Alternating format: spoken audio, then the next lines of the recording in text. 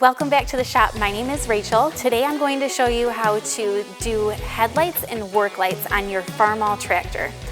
I will show you how to rebuild an existing light, how to install the headlights, and most importantly, how to wire them up so that they work properly.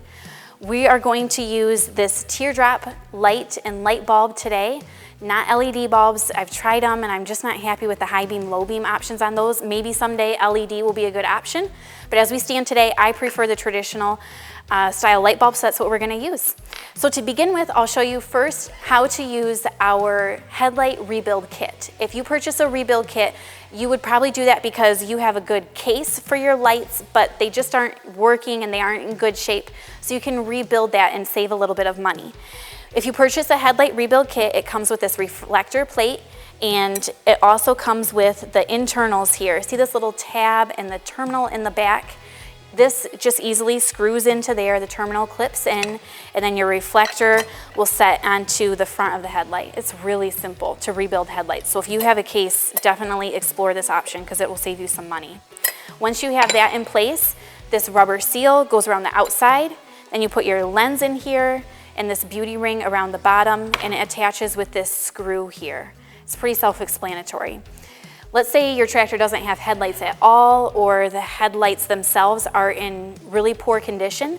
We do offer a complete headlight assembly, which is ready to just drop right onto your tractor, and that's easy. If that's the route you want to go, we offer that as well. And this style, which we call the teardrop headlight, is rebuildable. If your tractor has this style instead, this is called a sealed beam. We don't have a rebuild kit for this. If you need to replace your sealed beams, then you would just purchase a new assembly, just like I have shown here. So complete assemblies and the repair kit. Light bulbs are available, either 6 volt or 12 volt, so you'll want to get the correct option for your tractor.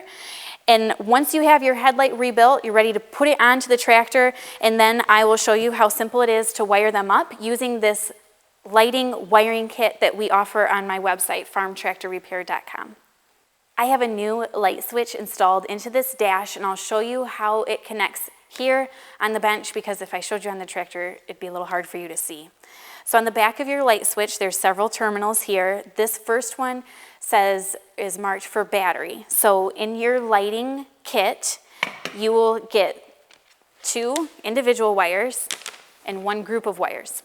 We're gonna start with the shorter of the individual wires. That wire is going to connect right here onto this battery post on the back of the light switch, and then it's going to trace around to the top of the gauge, and it will connect onto the battery side of your gauge.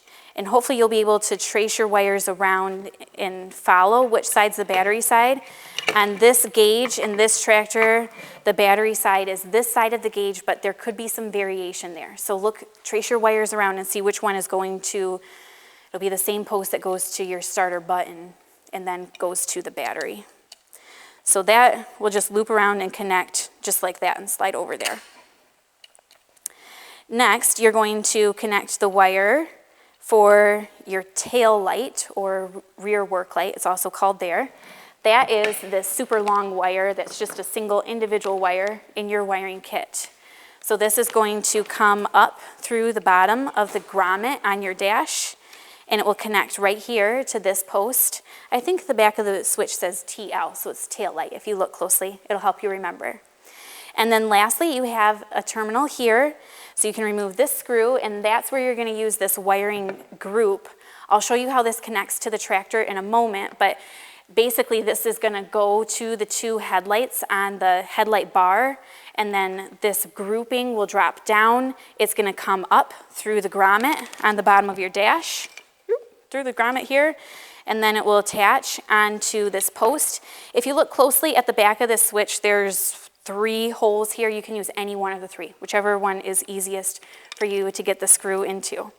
Once you have those wires intact, then you use the screws here, put your dash all back together, and then I'll show you how to connect these to the headlights.